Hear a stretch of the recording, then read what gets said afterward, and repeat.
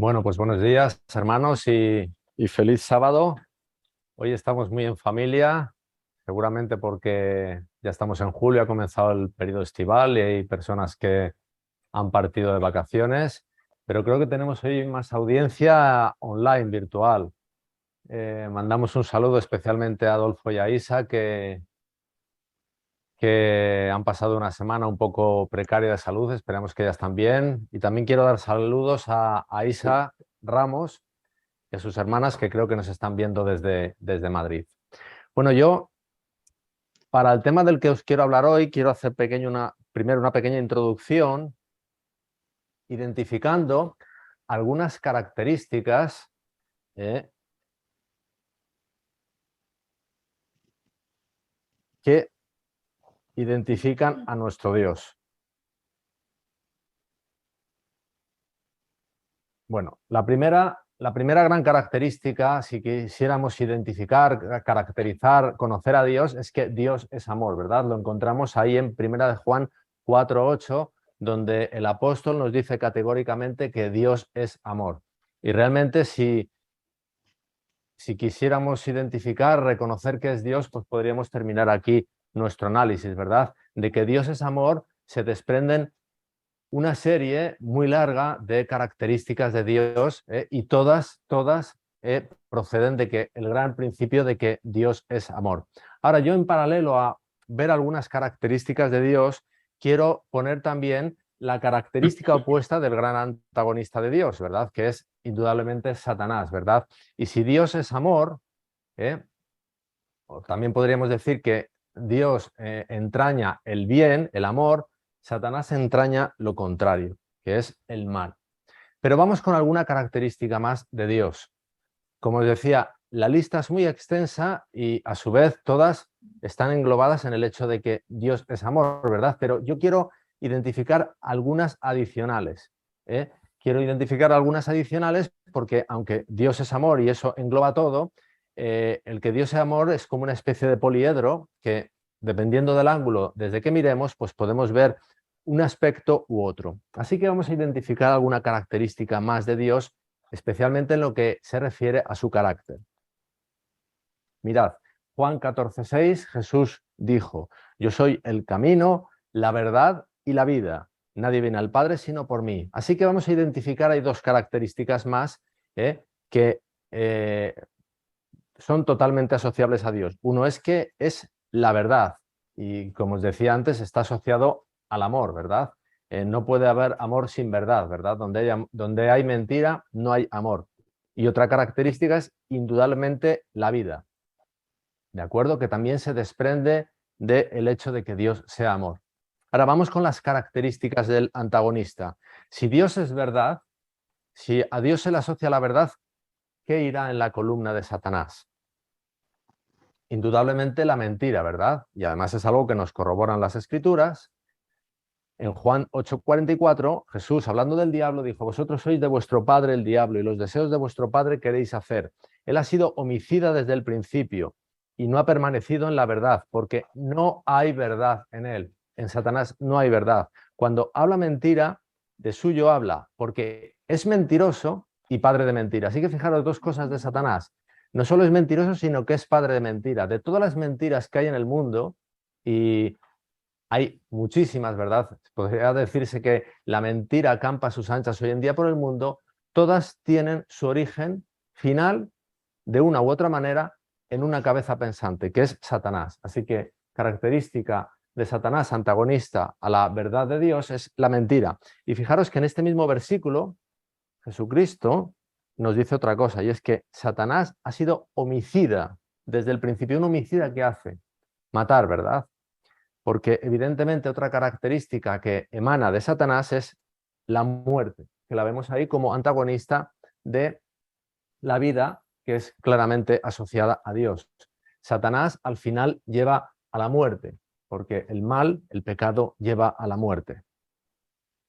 Ahora, vamos a ampliar la lista con una característica más en ambas columnas, y primero empezando en la de Dios. Y para eso voy a remitiros a este versículo que está en Deuteronomio 30:15. Dice: mira, yo he puesto delante de ti hoy la vida y el bien, la muerte y el mal. Dios está hablándonos por medio de Moisés y nos dice que ha puesto ante nosotros dos características de la primera columna y dos de la segunda. Por un lado, la vida y la vida y el bien, y por otro, la muerte y el mal.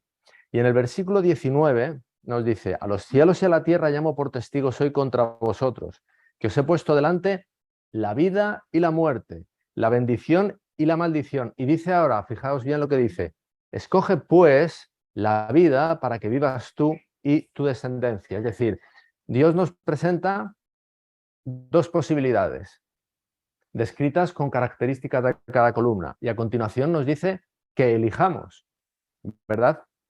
¿Qué característica de Dios vemos en estos versículos que he puesto aquí? No está explícitamente puesta en los versículos, pero sí que está implícitamente. Muy bien, veo que lo habéis adivinado. Efectivamente, la libertad, la capacidad de elegir, el libre albedrío, que es un don con el que Dios nos ha dotado. Así que como cuarta característica de esta columna, y lo voy a adaptar un poco a una jerga más actual, muy de nuestro tiempo y del tiempo final, voy a poner que intrínsecamente asociado a Dios está la libertad de conciencia, algo a lo que apela a Dios y quiere que la ejerzamos. ¿De acuerdo? Mirad, os pongo una cita de Patriarcas y Profetas, donde dice claramente que este es un don que Dios nos ha dado, nos ha creado así. En Patriarcas y Profetas 12, justo después de crear al hombre, dice: siendo la ley del amor el fundamento del gobierno de Dios, fijaos, siendo la ley del amor, es decir, fundamentado en la primera gran característica que hemos visto de Dios, que Dios es amor, fundamentado en amor, la felicidad de todos los seres inteligentes depende de su perfecto acuerdo con los grandes principios de justicia de esa ley. Dios desea de todas sus criaturas el servicio que nace del amor, de la comprensión y del aprecio de su carácter. Y a continuación dice: no haya placer en una obediencia forzada. Eso es lo contrario del libre albedrío, ¿verdad? Eso es lo contrario de la libertad de conciencia y otorga a todos libre albedrío para que puedan servirle voluntariamente. Así que fijaos, aprovechando esta primera frase que aparece ahí subrayada, no haya placer en una obediencia forzada, vamos a identificar la característica antagónica a esta libertad de conciencia que correspondería a la cuarta columna, y es la fuerza. En contraposición a la libertad de conciencia a la que nos llama Dios, Satanás utiliza la fuerza como medio coercitivo. ¿De acuerdo? Y reorganizamos aquí un poco la pantalla porque fundamentalmente de lo que quiero hablar hoy es de esta característica de Dios, la libertad de conciencia, y de su antagónica, que es la fuerza, que desde luego no viene de Dios. Fijaos, Dios es el ser con más poder y con más fuerza del universo, y sin embargo es quien menos la ejerce. Lo vamos a ver a continuación. Así que vamos a ver, primeramente, algunas particularidades de la fuerza. Esta característica que no es la que usa Dios, sino la que es la que usa Satanás. Vamos a ver algunos ejemplos del uso de la fuerza y vamos a intentar utilizarlo para, sobre todo, entender cómo no actúa Dios. Entendiendo cómo se actúa por medio de la fuerza, vamos a entender cómo nunca actúa Dios. Y el primer ejemplo, el muy claro, en el más extenso, más claro sentido de la palabra fuerza, nos encontramos, por ejemplo, este pasaje de las Escrituras, donde a los amigos de Daniel, cuando se había erigido esa estatua de oro, se les dice que serán echados en un horno de fuego ardiendo en el caso de que no adoren a esa estatua de oro, ¿verdad? Ahí tenemos un claro uso de la fuerza, en su más claro y explícito sentido de la palabra, la fuerza física, la fuerza del poder civil, ¿verdad? Pero fijaos, esto se hace en aras a llamar a una adoración. La adoración en ese caso es la estatua de oro. Y vemos aquí cómo no actúa Dios. Dios no nos llama a adorarle, Dios no nos llama a rendirle servicio en virtud de un hipotético castigo que Él nos puede hacer. Esto no es la manera de actuar de Dios. ¿De acuerdo? Eso evidentemente limita nuestra libertad de conciencia, ¿verdad? Porque ahí hay coacción, ahí hay coerción. Es muy importante que tengamos estas cosas claras para que tengamos claros que así no actúa Dios y que si albergamos todavía alguna idea de Dios en ese sentido que la vayamos descartando. Bien, este es el más claro ejemplo de cómo usar la fuerza, ¿verdad? La fuerza en su sentido más primario, la fuerza física, la fuerza de la coerción, del poder civil. Pero hay maneras de utilizar la fuerza más sutiles, que pueden no parecer fuerza, pero que sin duda limitan también nuestra libertad de conciencia, aquello que precisamente Dios nos llama a ejercer, como veíamos en Deuteronomio 30, 15 y 19. Y esa siguiente manera la vemos precisamente en una característica que veíamos también en la segunda columna, la mentira. La mentira es una manera de limitar nuestra libertad de conciencia. Fijaos, aquí en Génesis 3, 4 y 5, la serpiente, Satanás, ¿qué hizo para que Eva no ejerciese bien su libertad de conciencia? La mintió, le mintió. Es evidente que ella aceptó la mentira y prefirió creer a Satanás en vez de a Dios. Pero una vez que hizo eso, porque la serpiente le dijo dos cosas, que si comían del fruto del árbol del conocimiento del bien y del mal, le dijo primera mentira, que no moriría, y segunda mentira, le diría que serían como Dios, ¿verdad? Una vez que la mentira entra en nosotros, nuestra libertad de conciencia queda limitada, porque ya no estamos eligiendo entre los dos productos genuinos, sino estamos eligiendo en dos productos adulterados, ¿verdad? Ya no estamos eligiendo entre la realidad, sino entre cosas que se han metido en nuestra mente por medio de la mentira. Y este es un recurso que, bueno, ya veíamos antes que Satanás es el padre de mentira. Este es un recurso muy habitual, yo diría el más habitual de Satanás para ejercer la fuerza, que va a limitar nuestra libertad de conciencia. Y esto, por cierto, es algo que está también muy en boga hoy en día, ¿verdad? En vez de usar la palabra mentira, podemos usar la palabra información. Hoy en día hay mucha información, hay mucho acceso a información de muchas maneras y hay mucha mentira circulando, de tal manera que eso limita, aunque nosotros podamos no darnos cuenta, nuestra libertad de conciencia. Bien, vamos a una tercera manera muy habitual que utiliza el enemigo para menoscabar nuestra libertad de conciencia. Y pongo aquí un versículo a título de ejemplo, es solo un ejemplo. Fijaos, Oseas 4:11 dice, fornicación, vino y mosto quitan el juicio. Aquí se habla de fornicación y del alcohol, pero hay otras muchas maneras que Satanás utiliza para mermar nuestras facultades mentales, de tal manera que cuando nos encaremos a ejercer nuestra libertad de conciencia, nuestra mente esté debilitada y realmente no tengamos capacidad para ejercer esa libertad de conciencia a la que somos llamados. ¿De acuerdo? Así que esta sería la tercera manera de ejercer fuerza y que utiliza el enemigo, mermar nuestras facultades mentales. Os repito, eso es un ejemplo, la fornicación, el alcohol, pero hay otros muchos. Precisamente por eso, en nuestro tiempo moderno, se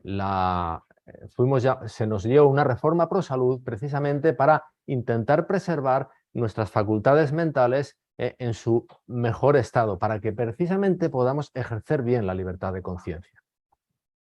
Y vamos al último ejemplo, al cuarto que he puesto aquí, habitual que utiliza Satanás para ejercer la fuerza limitando nuestra libertad de conciencia, que es un incentivo, un premio. Fijaos, ¿recordáis lo que le dijo Satanás a Jesucristo en el desierto, en unas tentaciones? Le dijo, todo esto te daré si postrado me adorares. Evidentemente aquí están mezcladas varias características de la segunda columna. Aquí también había mentira, pero a lo que yo quiero llamaros la atención aquí es que, de nuevo, para la adoración se estaba utilizando un acicate, una recompensa. Esto indudablemente no nos deja elegir bien, ¿verdad? Porque se supone que tenemos que elegir bien entre lo que es correcto o incorrecto, por el simple hecho de que sea correcto o incorrecto, no porque haya un acicate o un premio. Y de nuevo os comento, esto no es la manera que utiliza Dios de que le elijamos a Él. Dios pretende que le elijamos a Él porque entendamos que Él es lo correcto. Nunca utiliza una recompensa como acicate para que le elijamos. Es verdad que la Biblia nos habla de que hay un galardón, ¿verdad? Y de que Él es galardonador, pero no lo utiliza como acicate, lo utiliza porque es un hecho. ¿De acuerdo?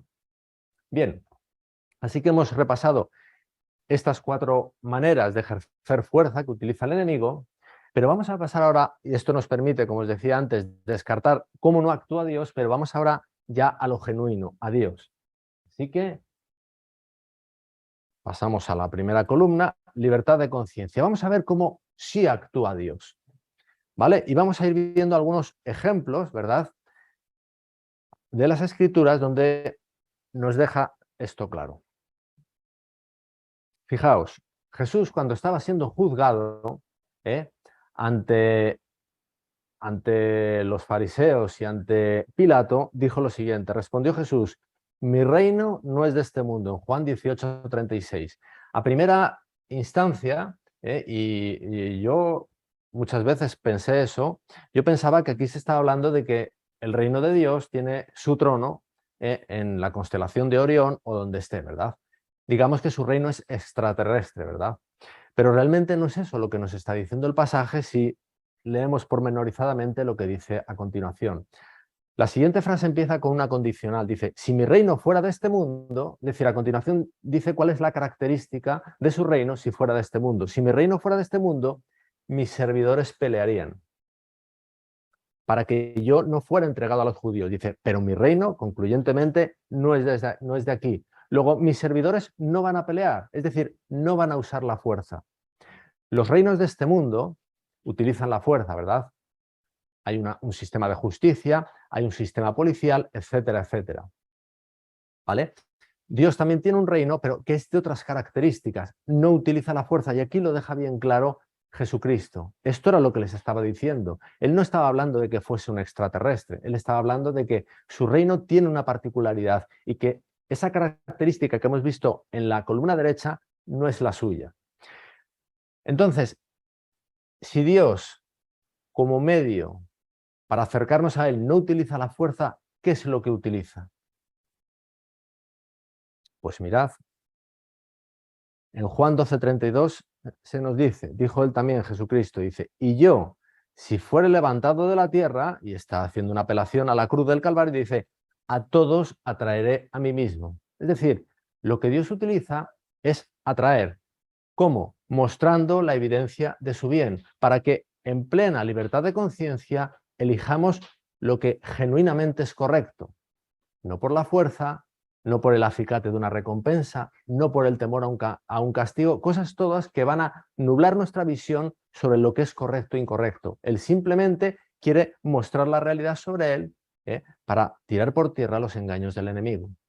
Esa es la fuerza que él utiliza, atraer a mí mismo. Y evidentemente la máxima manifestación de la atracción de Dios, de lo que es Dios, fue mostrada en la cruz del Calvario.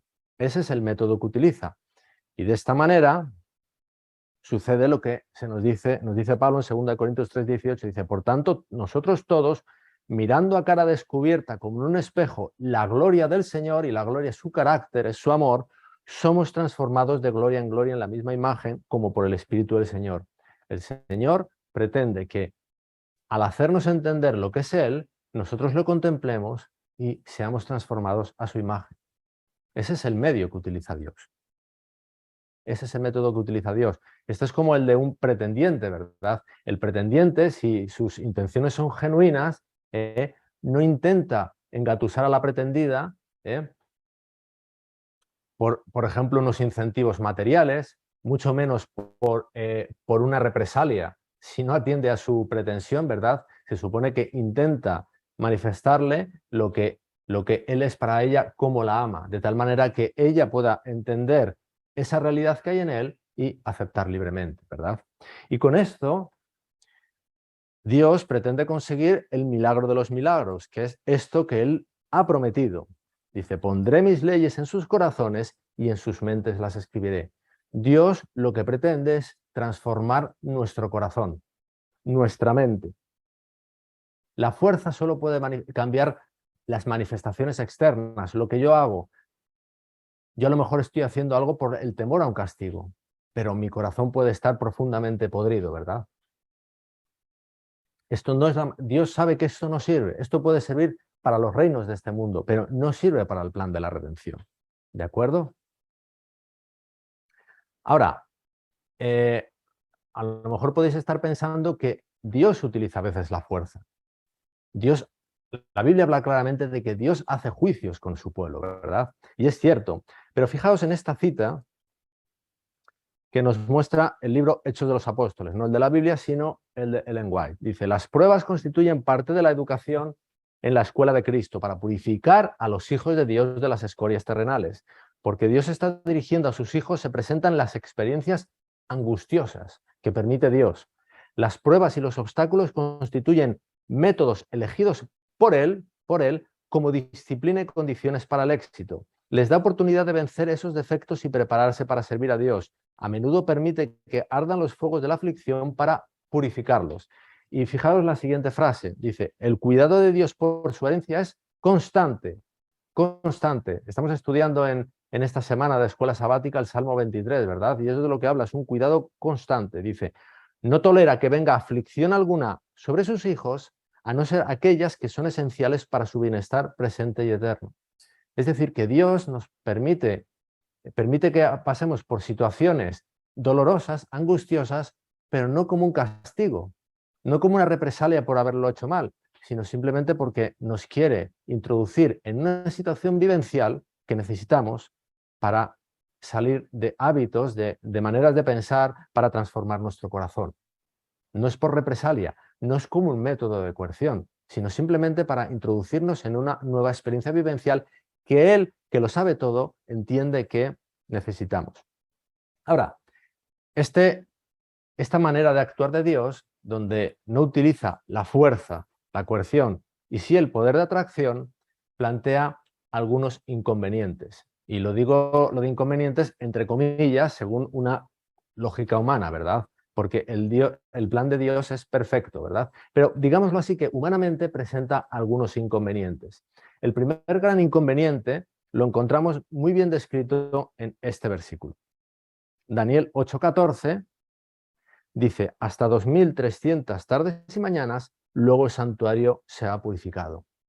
Dios estaba diciéndole ya a Daniel, y nos dice también a nosotros, que la labor de purificar su santuario llevaría ni más ni menos que 2300 años.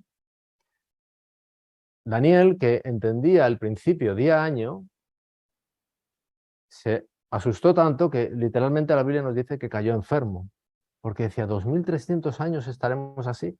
Él albergaba la esperanza de que fueran esos 70 años de los que habla el profeta Jeremías, pero eso estaba referido al santuario físico. El que Dios utilice la atracción y no la fuerza, tiene como una consecuencia que el problema se pueda alargar durante un tiempo. Dios puede hacer cosas instantáneamente, de hecho las hace instantáneamente por el poder de su palabra. Él habló y los cielos fueron hechos y la tierra fue hecha. Él habló y el mar se abrió. Pero el corazón del ser humano no puede ser cambiado instantáneamente a menos que él violente precisamente nuestra libertad de conciencia, nuestro libre albedrío. Así que en estas dos maneras de actuar, entre el genuino Dios y un Dios falsificado, que realmente es Satanás, encontramos la explicación a lo que pueden plantear muchos incrédulos cuando dicen, bueno, si Dios existe, si ese Dios del que tú hablas, tú, adventista del séptimo día, que estás todos los días hablándome de tu Dios, si Dios existe, ¿por qué permite este mal en el mundo? Bueno, pues es que el mal no lo ha perpetrado Dios, el mal lo ha perpetrado el hombre instigado por Satanás, engañado por Satanás. Y Dios no violenta la libertad de conciencia. Esta es una primera característica y es muy importante, como os decía, para que podamos responder a estos planteamientos que se nos hacen a menudo. Este es el primer gran inconveniente y, de nuevo, repito, lo de inconveniente lo digo con unas comillas muy grandes. No parezca que estoy diciendo yo que el plan de Dios tiene peros. No, el plan de Dios es perfecto, pero es que no limita la libertad de conciencia. Hay un segundo inconveniente a la manera de actuar de Dios. Uno es que la cosa se demora en el tiempo.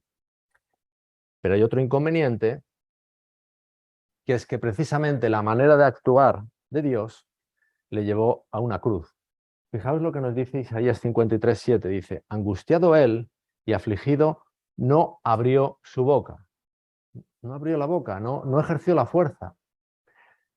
Hay muchas cosas que humanamente se nos podrían pasar por la cabeza si estuviésemos a punto de ser crucificados, ¿verdad? Dice, como cordero, un cordero es uno de los animales más mansos que hay. Como cordero fue llevado al matadero y como oveja delante de sus trasquiladores enmudeció. Enmudecer es quedarse mudo, no abrir la boca. Segunda vez que lo dice. Y luego dice de nuevo, y no abrió su boca. Lo dice 3 veces en el versículo. Cristo en la cruz estaba mostrándonos quién es Él y cómo nos ama. Pero ante quien no se quiere rendir esas evidencias, Cristo era una afrenta porque realmente ponía a las claras cuál era la naturaleza de las obras que estaban haciendo muchos. Y como él no utilizaba la fuerza y los otros sí, pues acabó en la cruz. Acabó en la cruz.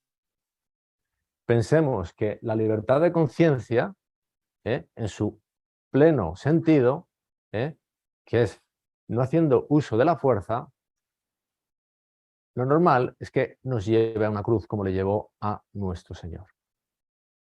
Vale, vamos a pasar a otro punto que ya os podéis imaginar que hoy no podríamos saltar con el tema que estamos tratando, y es donde Jesucristo deja bien explicitado la separación entre iglesia y Estado.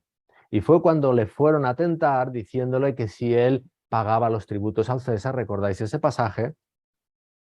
Está aquí en Lucas 20:24 y en Lucas 20:25 él deja bien claro, pues dad a César lo que es de César y a Dios lo que es de Dios. Ahí dejó bien claro la separación de que por una parte está el Estado, que hace uso de la fuerza, y es correcto que haga uso de la fuerza, lo vamos a ver a continuación, y Dios lo que es de Dios. Son cosas distintas, no se pueden entremezclar. Recordáis que Jesucristo le dijo, cuando estaba siendo juzgado a los fariseos, y a Pilatos dijo, mi reino no es de este mundo. Y su reino no era de este mundo, no porque fuese extraterrestre, sino porque él no hace uso de los medios de los que hacen uso los reinos de este mundo.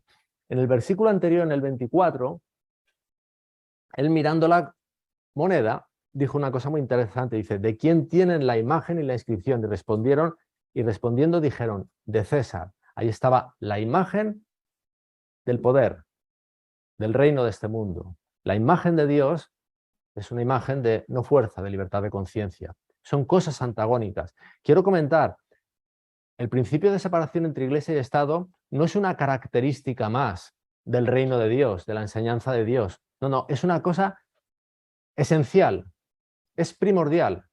Todo lo que sea separar, quitar del medio, separación, iglesia de Estado, todo lo que sea entremezclarlo en lo más mínimo, es tirar por tierra el plan de Dios.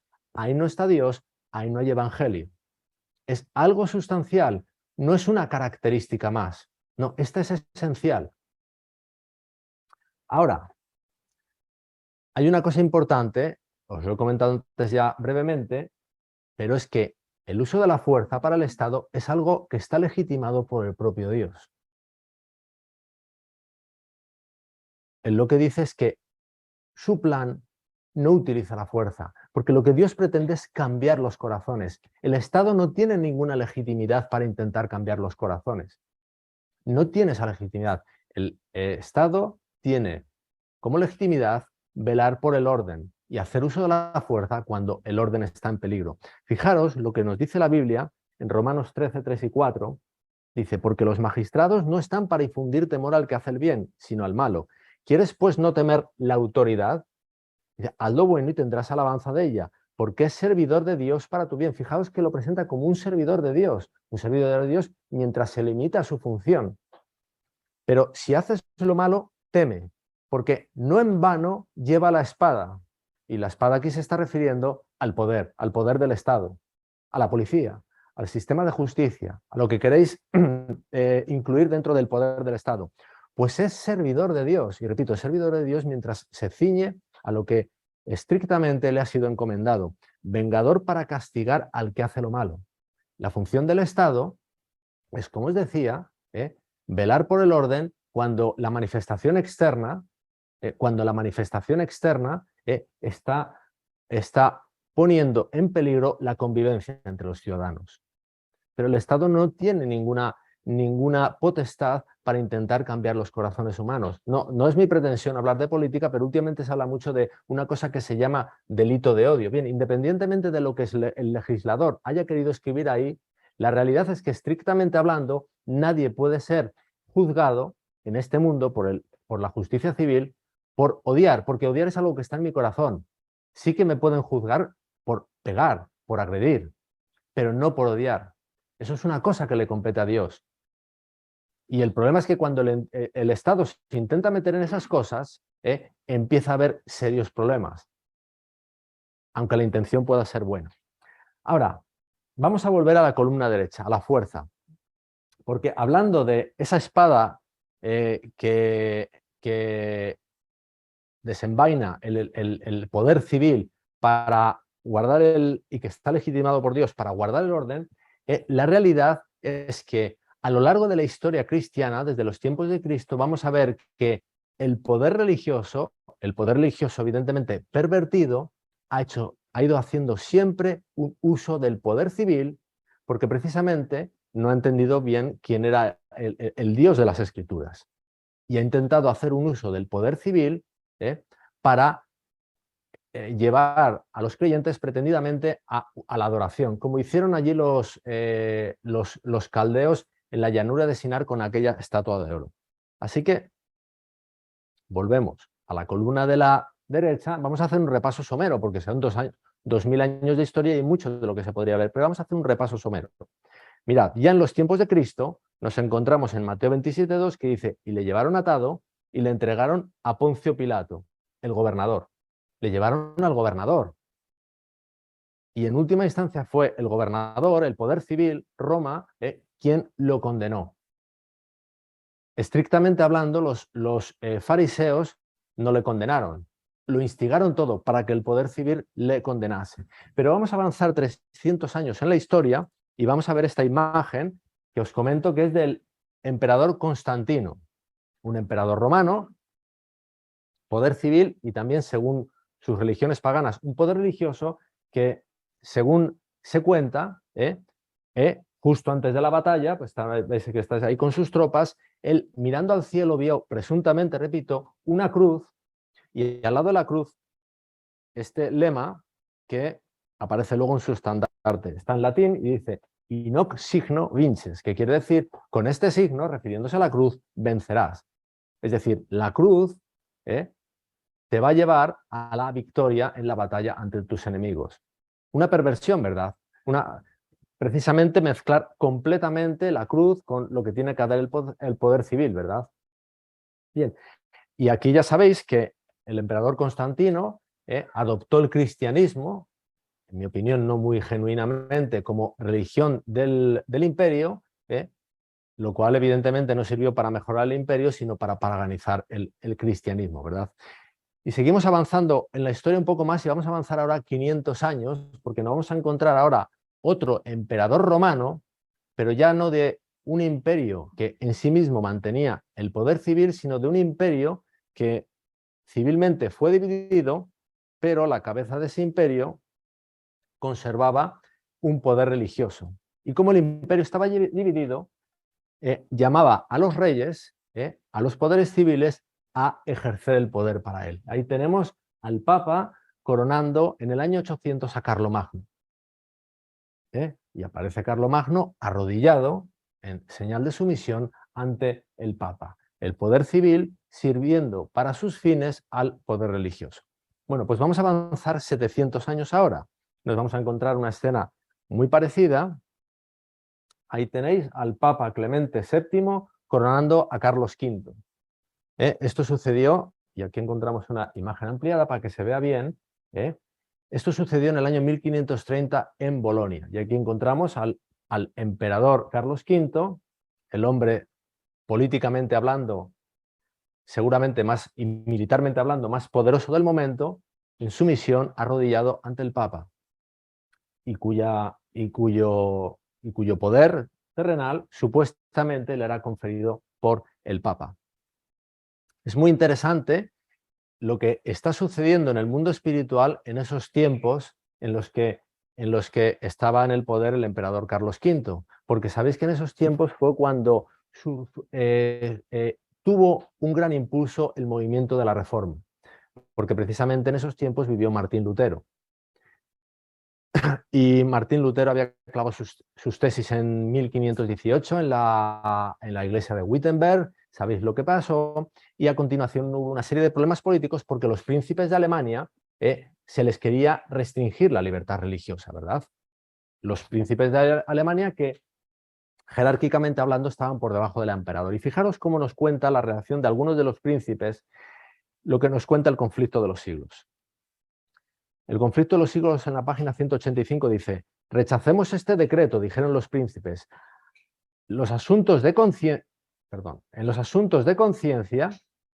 la mayoría no tiene poder. Vivimos en un tiempo donde, y lo digo también sin ningún ánimo de hablar de política, pero seguramente porque en los últimos 100 años, más o menos, se ha adoptado mayoritariamente en el mundo el sufragio como medida de elegir a nuestros gobernantes, podemos caer en el peligro de que la mayoría lleva razón, pero no tiene por qué. De hecho, si analizamos la historia de este mundo, tristemente encontramos que normalmente la mayoría ha estado en el error. Y la verdad la han abrazado unos pocos en minoría. Y por eso los príncipes, algunos de los príncipes que se sublevaron, dijeron claramente que en asuntos de conciencia la mayoría no tiene poder. Y todo esto, aunque sucedió en el siglo XVI, vayamos albergándolo en nuestras mentes porque es algo a lo que nos vamos a tener que enfrentar, yo creo que muy pronto, y yo creo que ya nos estamos enfrentando. Dice: declararon los diputados, es al decreto de 1526 al que debemos la paz de que disfruta el imperio. Su abolición llenaría a Alemania de disturbios y facciones. Es incompetente la dieta, se está refiriendo a la dieta de Worms, donde se intentaba imponer la visión eclesiástica por medio del Estado. Es incompetente la dieta para hacer más que conservar la libertad religiosa hasta tanto que se reúna un concilio general. Y ahora dice: proteger la libertad de conciencia es un deber del Estado y es el límite de su autoridad en materia de religión. Es el límite, pero además es su deber. Su deber es proteger la libertad de conciencia. Estos príncipes eran conocedores de lo que dice la palabra de Dios al respecto. Es deber del Estado crear el contexto, el marco de trabajo para que la libertad de conciencia esté asegurada. Y una vez hecho eso, en materia de religión, no tiene que hacer nada más. No es su competencia. Cambiar los corazones es competencia de Dios. Cuando el Estado intenta hacer eso, por muy bien intencionado que sea, lo que va a hacer es un desastre, como se estuvo haciendo en esos 1260 años de dominio papal. Sigue diciendo: todo gobierno secular que intenta regir las observancias religiosas o imponerlas por medio de la autoridad civil, sacrifica precisamente el principio por el cual lucharon tan noblemente los cristianos evangélicos. Y ahí se está refiriendo a los primeros cristianos, a los de la época evangélica, a los del siglo I, los apóstoles y los que vinieron después. ¿Vale? Pero fijaros, aquí ahora no vamos a avanzar mucho en la historia, vamos a seguir en el mismo siglo, con el hijo de Carlos V. Y fijaros, aquí, esta imagen, ¿qué nos encontramos? Nos encontramos un soldado de los tercios de Flandes. Eran las tropas españolas que iban a Flandes, que era los Países Bajos estaban bajo la corona española en aquellos momentos, por un asunto de religión, porque la lucha era contra los protestantes, aplastar a los protestantes. Claro, uso del poder civil para un fin eclesiástico. Y aquí tenemos al monarca que lo dirigía todo esto, Felipe II, y es muy interesante que, fijaos cómo le dibuja Sánchez Coello en este cuadro que está en el Museo del Prado con el rosario en la mano. Felipe II era un hombre muy devoto de Dios, pero era devoto de un Dios que era realmente una aberración que estaba en su mente. Eso no se corresponde con Dios. Y la realidad es que el poder civil de la época se lo pasó luchando allí donde le decía el poder religioso.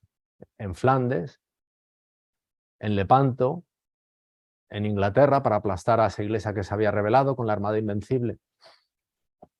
Vamos a avanzar un poco más en la historia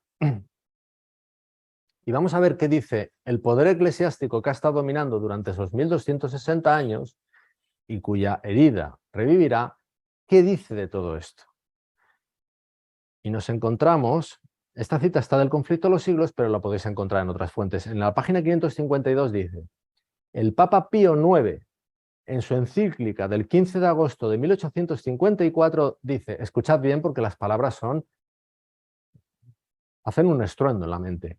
Las doctrinas, estas son las palabras del Papa en su encíclica, las doctrinas o extravagancias absurdas y erróneas en favor de la libertad de conciencia son unos de los errores más pestilentes.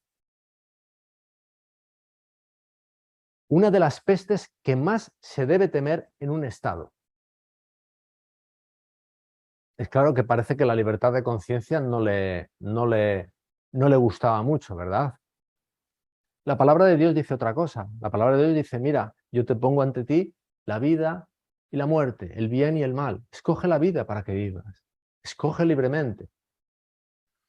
El mismo Papa, en su encíclica del 8 de diciembre de 1864, anatematizó a, y aquí vienen las comillas, ya las palabras textuales de la encíclica, a los que sostienen la libertad de conciencia y de cultos, como también a cuantos aseveran que la Iglesia no puede emplear la fuerza.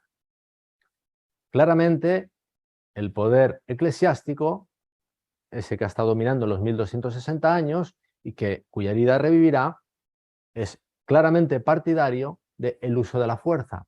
Él entiende a Dios de esa manera. Y os quiero decir que estas dos encíclicas no han sido derogadas, siguen en vigor, siguen en vigor. Bueno, y ahora vamos a dejar la historia, porque como estamos ya en el siglo XIX, nos vamos a trasladar ya a lo que vendrá.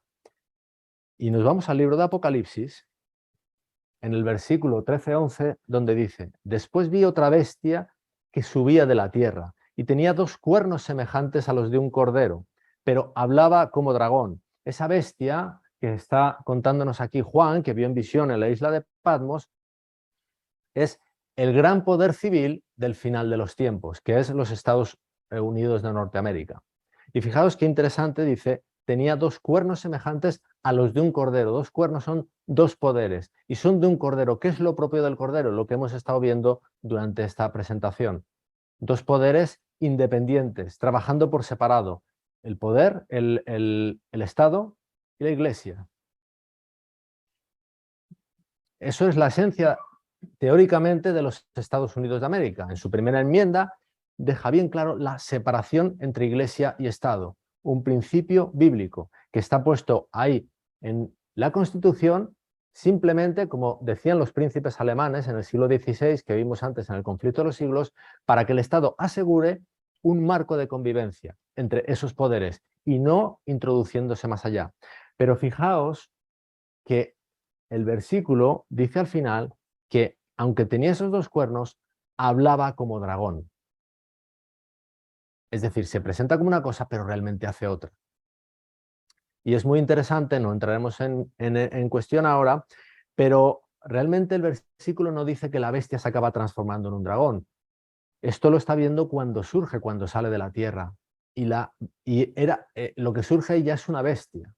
Y se podría hablar mucho de cómo surgen los Estados Unidos de Norteamérica y cómo ya desde el mismo movimiento de independencia el Vaticano estaba urdiendo por detrás de las bambalinas. Pero no entraremos en eso hoy porque no es la temática que nos corresponde. Pero vamos a seguir leyendo lo que dice Apocalipsis 13. En el versículo 12 dice, hablando de esta bestia, recordad, el poder civil, el gran poder civil del final de los tiempos, dice, y ejerce toda la autoridad de la primera bestia. La primera bestia, ¿cuál es? La que sale del mar, el poder religioso. Ejerce la autoridad de ella. Es decir, de nuevo trabajando para la Iglesia. En presencia de ella. Y hace que la tierra y los moradores de ella adoren a la primera bestia, cuya herida mortal fue sanada. Esto es el futuro. La herida ya ha sido mortal y hace que la tierra y los moradores de ella adoren a la primera bestia, al poder eclesiástico. Es lo que hemos estado viendo en esos 1260 años de historia, pero ahora global, porque ya abarca toda la tierra. Ya no habla a Flandes, ya no habla al Sacro Imperio Germánico Romano, no, ahora abarca a toda la tierra. El poder civil ejerciendo la autoridad del poder eclesiástico. Vamos a ver cómo lo hace. Apocalipsis 13:14 dice, y engaña. ¿Recordáis una de las maneras en las que hemos visto que se ejerce la fuerza? Mediante el engaño. El engaño limita nuestra libertad de elección, nuestra libertad de conciencia. No nos permite elegir libremente entre las dos opciones que realmente tenemos en juego. Y engaña a los moradores de la tierra con las señales que se le ha permitido hacer en presencia de la bestia, mandando a los moradores de la tierra que le hagan imagen a la bestia que tiene la herida de espada y vivió. Y dice el 15, y se le permitió infundir aliento a la imagen de la bestia para que la imagen hablase e hiciese matar a todo el que no la adorase. El tema va a acabar en edictos de muerte. Hasta tal punto va a llegar. Veis que, como dice Eclesiastés, no hay nada nuevo debajo del sol. Si de Dios solo puede salir amor y libertad, de lo que no es Dios, sino que es presuntamente Dios, al final lo único que va a salir es esto. La coerción, el uso de la fuerza, mediante autoridad civil y mediante engaños. Los engaños serán hacer creer por supuestos milagros que el poder que está detrás de eso es realmente el de Dios. Por eso tenemos que estudiar muy bien las escrituras para que cuando veamos manifestaciones supranaturales sepamos identificar que por muy sobrenatural que sea, eso realmente no es Dios, porque no tiene los tintes de Dios que encontramos en las escrituras. Versículo 16. Y hacía que a todos, pequeños y grandes, ricos y pobres, libres y esclavos, se les pusiese una marca en la mano derecha o en la frente. Algunos lo harán por conveniencia en la mano derecha, otros en la frente, por convicción, pero ambos tendrán la marca. Y el 17 dice algo muy interesante, y que ninguno pudiese comprar ni vender, también se van a limitar nuestras posibilidades financieras, transaccionales, ¿verdad? Sino el que tuviese la marca o el nombre de la bestia. El que tenga la marca que acabará teniendo el nombre de la bestia. Y el nombre, como veremos más adelante, el nombre apela al carácter. Someternos a ese falso Dios realmente nos hará tener el carácter de eso o hará tener el carácter de eso que no es Dios. Ahora, vamos a seguir leyendo el relato, pero vamos a pasar a la columna izquierda, porque habrá una minoría que ejerza su libertad de conciencia a la que han sido llamados por Dios. Fijaros, los otros tienen el nombre de la bestia, pero fijaros estos que tendrán. Apocalipsis 14:1 dice, después miré y aquí el Cordero estaba en pie sobre el monte de Sión, y con él 144.000 que tenían el nombre de él y el de su padre escrito en la frente. En contraposición a una gran mayoría que tendrán directamente el nombre de la bestia, se habrán sometido tanto a ella que realmente se habrá ahondado en su impiedad y en su iniquidad, hay 144.000 simbólicos que lo que tienen es el carácter de Dios, tienen la imagen de Dios reproducida en ellos. Han entendido, han reconocido a su Dios y a pesar de todas las adversidades, le han seguido y le han seguido observándole, mirándole y han sido transformados a su imagen. Dice Apocalipsis 14, 4 y 5, estos son los que no se contaminaron con mujeres, no se está refiriendo a mujeres físicas, se está refiriendo a iglesias con falsas doctrinas, pues son vírgenes, vírgenes porque no han fornicado con Babilonia. Estos son los que siguen al Cordero por donde quiera que va. Han reconocido, ahí está mi Cordero, y le seguimos por donde quiera que va. Ahora, el que siga al Cordero por donde quiera que va, al final le va a seguir a una cruz. Porque el Cordero acaba en una cruz y ellos acaban también en una cruz, luego lo veremos. Estos fueron redimidos de entre los hombres como primicias para Dios y para el Cordero. Dice, y en sus bocas no fue hallada mentira, pues son sin mancha delante del trono de Dios. Esos que han reconocido a su Dios en esa libertad de conciencia. Fijaos que el conflicto final, sí, va a ser entre sábado y domingo, pero detrás del sábado y domingo hay otras muchas cosas. Detrás del sábado está la gracia, después del domingo están las obras, la coerción. Detrás del sábado está la libertad de conciencia, detrás del domingo está la coerción, el uso de la fuerza, de las obras. Ahora, vamos a volver a nuestra columna derecha, o mejor dicho, a su columna derecha, la nuestra es la izquierda, y fijaos lo que nos dice. Apocalipsis 14, 9, 11 dice, y el tercer ángel lo siguió diciendo a gran voz, si alguno adora a la bestia y a su imagen, sometiéndose a la fuerza, y recibe la marca en su frente o en su mano, sea por conveniencia o genuinamente por convicción, él también beberá del vino de la ira de Dios. Es decir, él recibirá la muerte. Y esto la Biblia no lo pone como una amenaza, lo pone como una realidad. La paga del pecado es la muerte. La paga del pecado es la muerte. Y paradoja, luego lo veremos también, ya nos queda poco, paradoja es que precisamente por preservar la vida acabarán teniendo la muerte. Son los engaños de Satanás, por eso utiliza la fuerza. La verdad no hay que defenderla con la fuerza, la verdad se defiende sola. Y finalizamos ya, volviendo a la columna de la izquierda, en contraposición a esos 144.000, de ellos dice Apocalipsis 14, 12, y dice, aquí está la paciencia de los santos. Han tenido paciencia, no esperan su Dios, a pesar de que las circunstancias les podían indicar que realmente no tenían el amparo de Dios, no tenían la protección de Dios y que qué pasaba con su Dios, dónde estaba su Dios. Pero fijaros, esa era la experiencia de Jesús colgado en la cruz del Calvario, cuando dijo, Señor, Señor, ¿por qué me has abandonado? Las evidencias le decían otra cosa, pero la fe esperó en Dios, y así será con estos 144.000. Recordad lo que dijo Jesucristo en Mateo 16, 24. Entonces Jesús dijo a sus discípulos, si alguno quiere venir en pos de mí, niéguese a sí mismo y tome su cruz y sígame. El que quiera seguir a Cristo, al final acabará colgado en una cruz. No físicamente, literalmente en una cruz, pero realmente aplastado por el poder de la fuerza según los poderes de este mundo, pero realmente tendrán vida, porque justo a continuación de eso, nos dicen las escrituras, las escrituras están llenas de paradojas, pero esta es la paradoja de las paradojas, dice, porque todo el que quiera salvar su vida, la perderá, y todo el que pierda su vida por causa de mí, la hallará. En los momentos finales de este mundo, y ahora se empieza ya a atisbar, la preservación de la vida estará seriamente amenazada. Pero precisamente el intentar preservar la vida según las normas de este mundo será lo que nos pueda hacer perderla. Y el que esté dispuesto a seguir al Señor, pues hallará la vida, a pesar de que las circunstancias puedan indicarle lo contrario e incluso a lo mejor que pasen por la primera muerte. Pues esto era de lo que yo os quería hablar, porque yo creo que estas son las cosas con las que ya nos enfrentamos y con las que nos tenemos que enfrentar. Y creo que tenemos que identificar muy bien dónde está Dios y dónde no está Dios, cómo actúa Dios y cómo no actúa nuestro Dios. Que Dios os bendiga, hermanos.